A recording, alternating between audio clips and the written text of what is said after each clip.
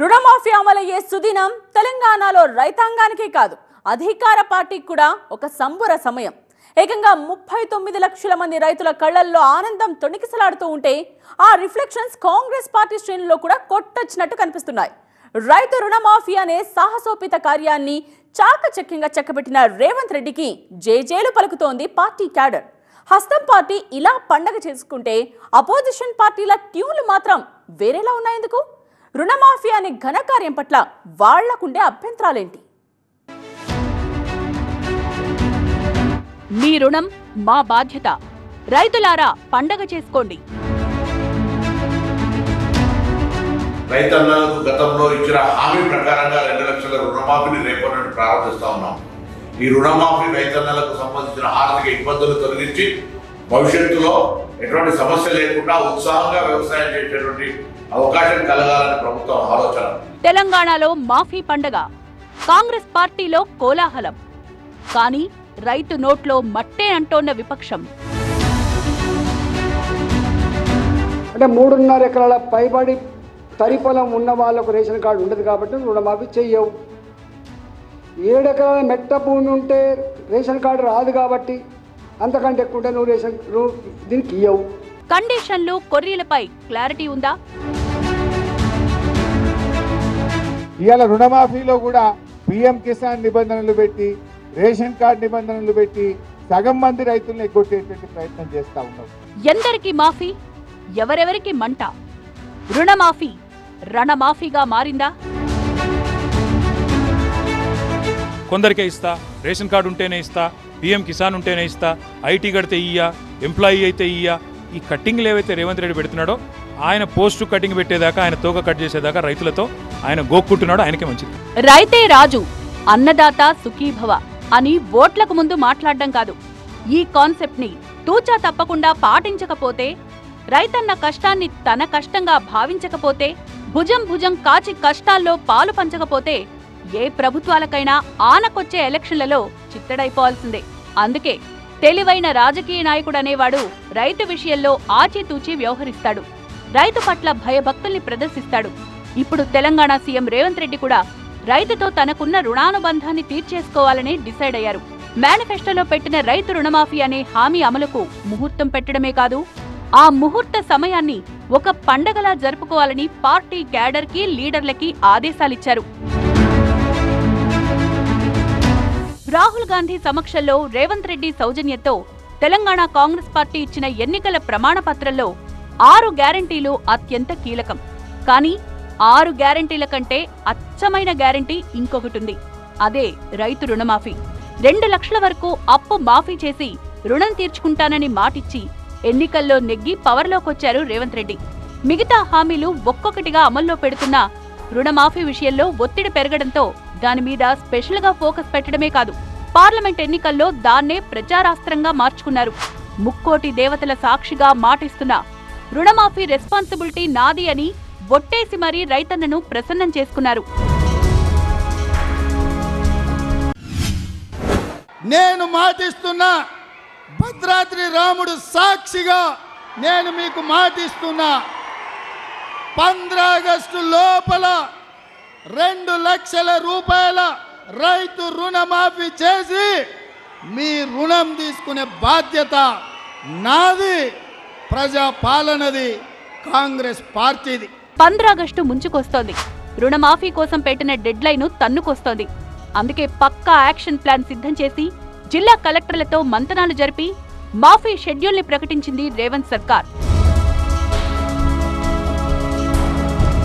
July 18న రైతు వేదికల ద్వారా 1 లక్ష రూపాయల రుణమాఫీ.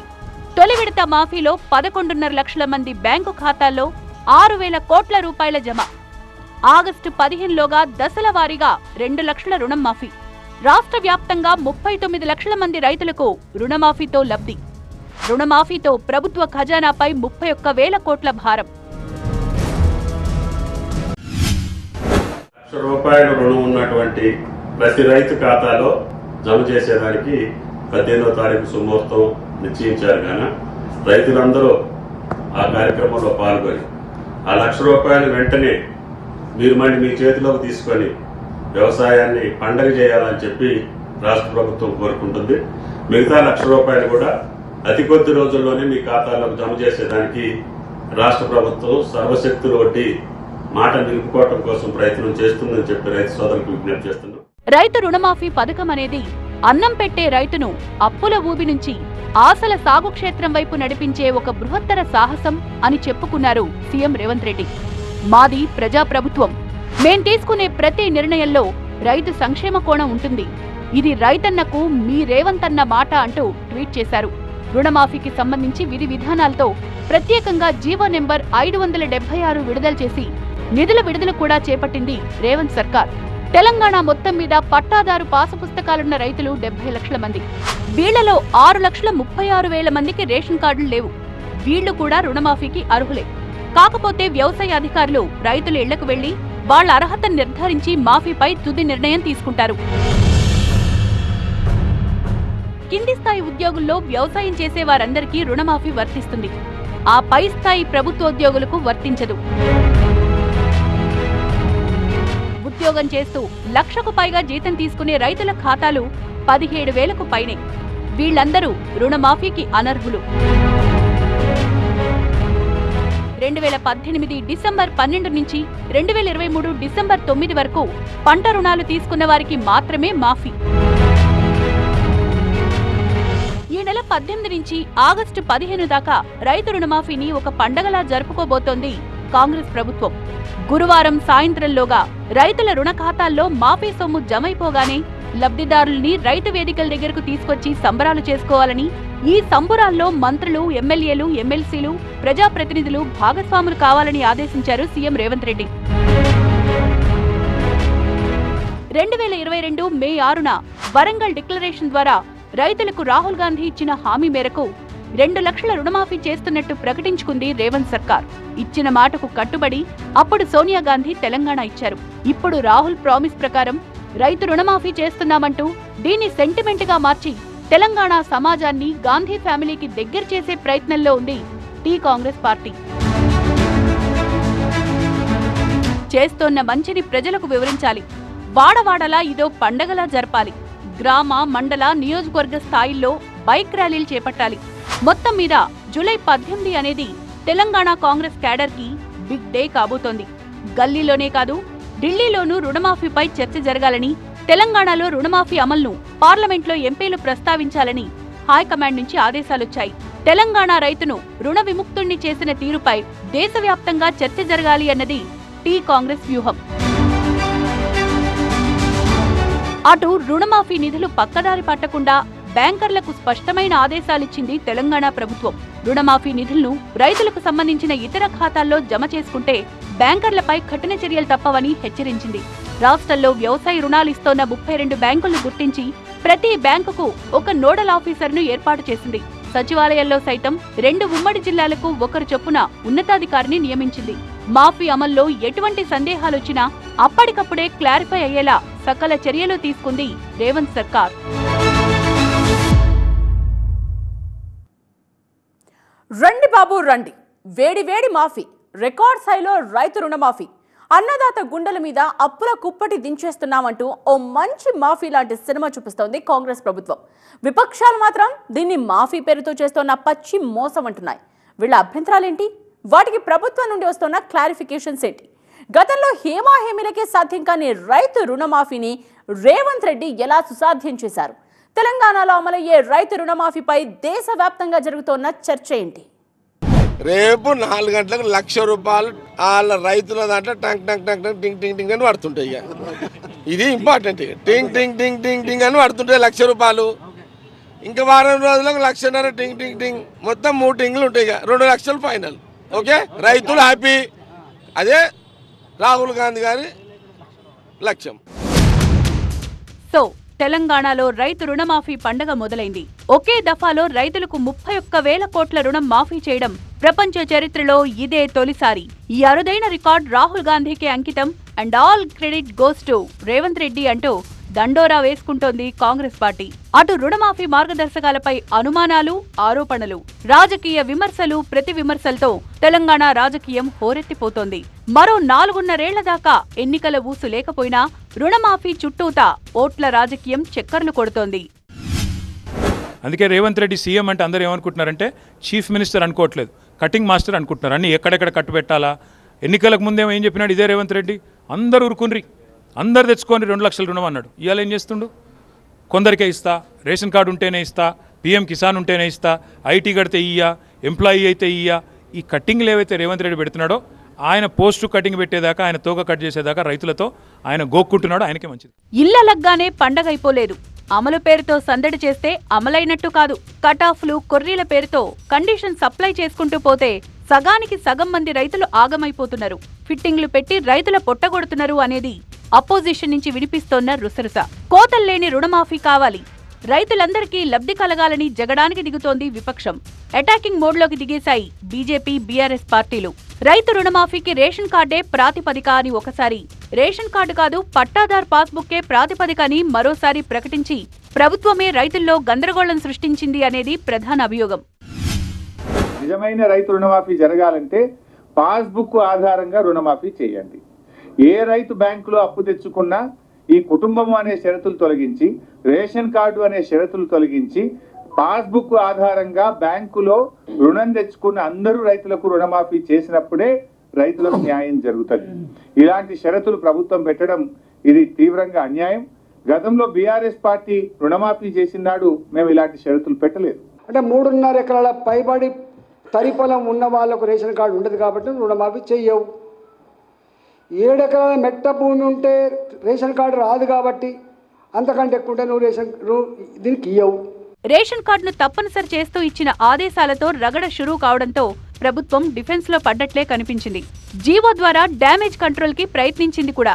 అయినా క్లారిటీ మిస్ అవుతోందని గగ్గోలు పెడుతోంది విపక్షం. సీఎం ఇచ్చిన మౌఖిక ఆదేశాల మేరకు గైడ్ లైన్స్ మార్చలేదని, నోటి మాటలతో పబ్బం గడుపుతున్నారని, ప్రభుత్వ తీరుతో 50 లక్షల మంది రైతులు మోసపోతున్నారని గట్టిగా వాదిస్తోంది బీఆర్ఎస్. ప్రభుత్వం స్పష్టతనియాలి. కొద్ది మందికి ఇచ్చి సంబరాలకు సిద్ధపడడం కాదు. పట్టదారు పాస్ పుస్తకం కలిగి బ్యాంకులో రుణం పొందినటువంటి ప్రతి రైతుకు భర్తనా, భార్యనా, కొడుక అనేటువంటిది లేకుండా, రేషన్ కార్డుతో సంబంధం లేకుండా బ్యాంకులో అప్పు మాత్రమే ప్రామాణికంగా తీసుకోవాలి, పట్టదారు పాస్బుక్ మాత్రమే ప్రామాణికంగా తీసుకోవాలి. గత ప్రభుత్వం మేము ఎట్లా చేసినామో అదే రీతిన రుణమాఫీ మీరు చేయాలని మేము డిమాండ్ చేస్తూ ఉన్నాం. లేకపోతే రాష్ట్ర రైతుల్ని మీరు మోసం చేసినట్లే. ఒక్కసారి మార్గదర్శకాలు అమలైతే అదే ఫైనల్. అమలు సమయంలో ఈ గైడ్ లైన్స్ మీరి వ్యవహరించడానికి లేదు. సీఎం చెప్పినట్లుగా రుణమాఫీకి పాస్బుక్కే ప్రామాణికమైతే రేషన్ కార్డు ప్రస్తావన ఎందుకొస్తుంది అని నిలదీస్తున్నారు. రైతుకుండే భూమికి పాస్బుక్కే ఆధారం. భూమితో ఏ సంబంధమూ లేని రేషన్ కార్డుతో రుణమాఫీకి లింక్ ఏంటి? కోతలు పెట్టేందుకే ఇలా కండిషన్లు పెడుతున్నారా అనే సందేహాలు మొదలయ్యాయి. రేషన్ కార్డు లేని వారి రుణమాఫీ రాదేమోనని టెన్షన్ పడుతోన్న వేళ ప్రభుత్వం కూడా ఉలిక్కిపడింది. కేవలం కుటుంబాన్ని గుర్తించడానికి మాత్రమే రేషన్ కార్డు నిబంధన తీసుకొచ్చామని కలెక్టర్ల సదస్సులో క్లారిటీ ఇచ్చారు సీఎం రేవంత్ రెడ్డి. వ్యవసాయ అధికారులు రైతు ఇంటికి వెళ్లి అతడి ఆర్థిక స్థితిని అంచనా వేసి రుణమాఫీకి అర్హుడా కాదా అనేది నిర్ణయిస్తారట.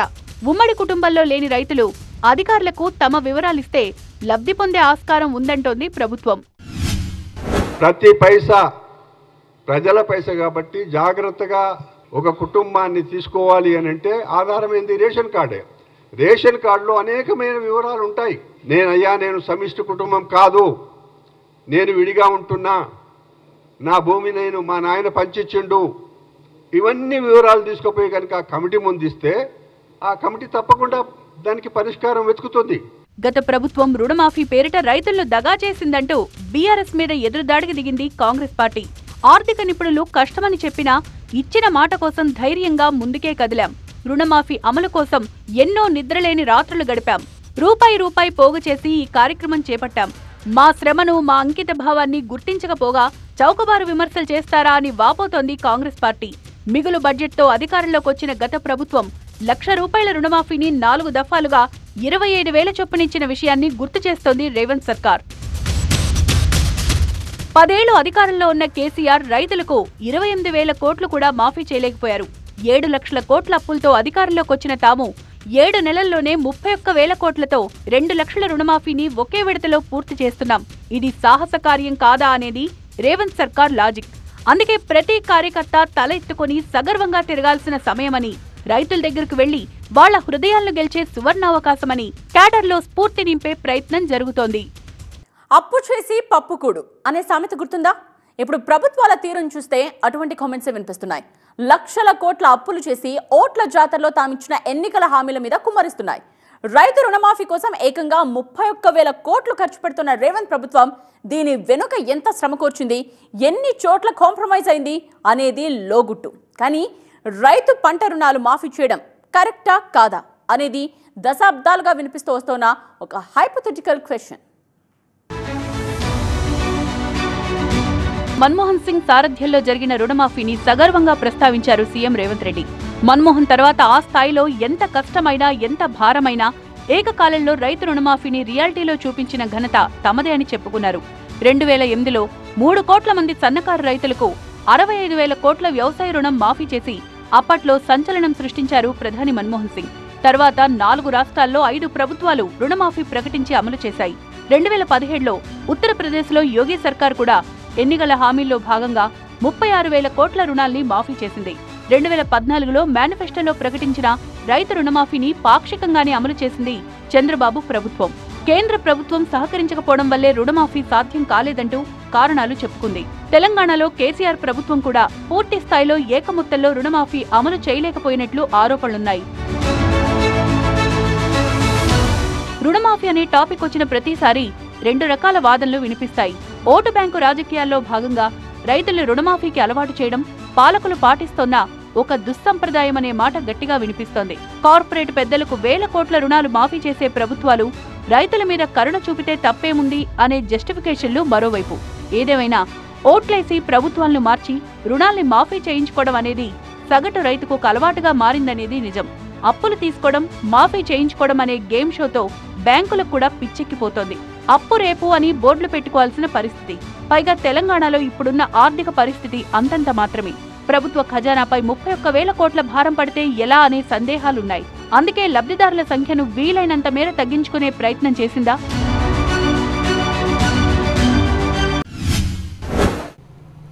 ఆగస్టు 15 రోజుల లోపల ఇన్ని కండిషన్లు పెట్టి దాన్ని మొత్తం ఎన్ని తక్కువైతే, ఎంతమంది రైతులను తక్కువ చేస్తే, ఎన్ని ఎకరాలు తగ్గిస్తే అంతటటువంటి తగ్గించుకునేటటువంటి ప్రయత్నాన్ని చేస్తున్నారు తప్ప ఈరోజు ఇన్ని నియోజకవర్గాలు తిరిగి జిల్లా తిరిగి రైతుల యొక్క సమావేశాలు ఏర్పాటు చేసి సూచనలు సలహాలు, మరి హామీ ఇచ్చే ముందు కూడా అటువంటి సలహాలు సూచనలు తీసుకోవాల్సి ఉండే. వీళ్ళు